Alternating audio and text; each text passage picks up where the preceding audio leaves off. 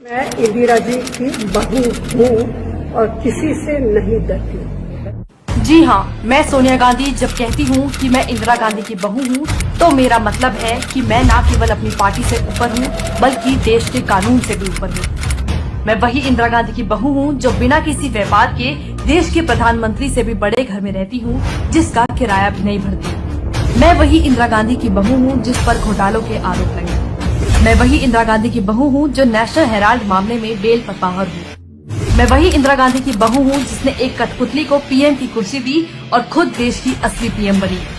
मैं वही इंदिरा गांधी की बहू हूँ जिसने पुत्र मोह में आकर न जाने कितने कांग्रेस वफादार नेताओं को साइडलाइन किया।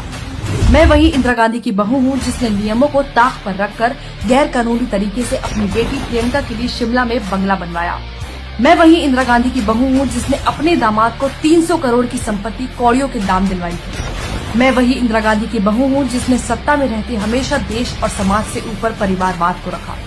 मैं वही इंदिरा गांधी की बहू हूँ जो आतंकियों के एनकाउंटर पर आंसू बहाती है।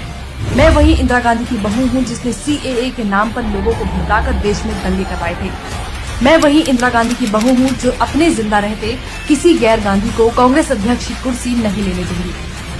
मैं वही इंदिरा गांधी की बहू हूँ जो भरी सभा में देश के प्रधान सेवक को भी गालियां दे सकती है।